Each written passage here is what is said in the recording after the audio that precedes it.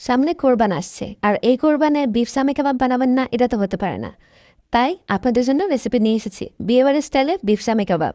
একদম পারফেক্ট একটি রেসিপি, অবশ্যই ট্রাই করে দেখবেন। এখানে আমি ছোলার ডাল নিয়েছি প্রথমে 500 গ্রাম, এবং মসুর ডাল নিয়েছি 100 গ্রাম। এগুলো আগের রাতে ভিজিয়ে রেখেছি। এখন গরুর মাংস নিচ্ছি 500 গ্রাম। এরপর দিব হচ্ছে পেঁয়াজ 1 কাপের চেয়ে একটু বেশি, চিলি ফ্লেক্স আপনারা আপনাদের ইচ্ছা মতো দিতে পারেন, এরপর তেজপাতা, লং, এলাচ, দারচিনি আর হচ্ছে বড় এলাচ। এরপর হচ্ছে মরিচ দিচ্ছি 5টা। এরপর হচ্ছে 3 টেবিল চামচ আদা আর রসুন বাটা। এরপর দিচ্ছি স্বাদ মতো লবণ, 1 চা চামচ হলুদের গুঁড়া, 1 চা চামচ জিরা ধনিয়া গুঁড়া, আর 1 টেবিল চামচ শাহি মশলা, এটা আমার ঘরে বানানো। এরপর হচ্ছে 3 টেবিল চামচ সয়াবিন তেল। এরপর দিব পানি 2 কাপ। এসে বেশি দেওয়ার দরকার নাই। এগুলোকে ভালো করে মিক্স করে নিব, মিক্স করে হচ্ছে সিদ্ধ করে নেব যতক্ষণ পর্যন্ত পানিগুলো একদম কমে না যায়। এখন ঢাকনা দিয়ে সিদ্ধ করে নিব।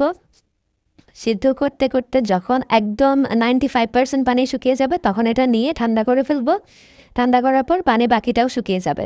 এরপর হচ্ছে এটা চাইলে আপনারা বাটতেও পারেন, আবার ব্লেন্ডও করতে পারেন। আমি বেশিরভাগ বেটেই করেছি, তো এখানে আমি আপনাদেরকে 2 ধরনের দেখাচ্ছি। প্রথমে বাটলাম সেটাও দেখাচ্ছি, এরপর হচ্ছে যে ব্লেন্ড করব সেটাও দেখাবো। কিন্তু ব্লেন্ড করার সময় আমি ডিম দিব। এমনিতেও কাবাবে ডিম ব্যবহার করে, তো সেই ক্ষেত্রে আমি ডিমটা ব্লেন্ড করার সময় ব্যবহার করে নিলাম। এরপর সবগুলো বাটা হয়ে গেলে একদম মিহি করে বাটতে হবে। যখন এরকম কনসিস্টেন্সি হবে, তখন ওখানে 2 টেবিল চামচ দিব বেসন। বেসন দিলে কিন্তু অনেক বেশি মজা হয় কাবাব। এরপর হচ্ছে পেঁয়াজ কুচি, ধনিয়া পাতা কুচি আর পুদিনা পাতা কুচি, এগুলো আপনারা আপনাদের আন্দাজ অনুযায়ী দিবেন। এরপর এগুলো ভালো করে মিক্স করে নিব। মিক্স করে নিলেই আমাদের কাবাবের যে ব্যাটারটা থাকে সেটা রেডি হয়ে যাবে। এরপর ছোট ছোট বল করে নিয়ে তারপর কাবাবের ইচ্ছা মতো শেপ দিতে পারেন। আমার মতে মিডিয়াম একটা সাইজ হলেই হয়, বেশি মোটা হলেও ভিতরে কাঁচা রয়ে যায়। এরকম করে আমি সবগুলো বানিয়ে নিব। তারপর হচ্ছে এভাবে ডিপ ফ্রিজে রেখে দিব। ওভারনাইট যখন একদম বরফ হয়ে যাবে, শক্ত হয়ে যাবে, তখন বক্স করে রেখে দিতে পারবো কয়েক মাস। আমি আপনাদেরকে ভেজেও দেখাচ্ছি।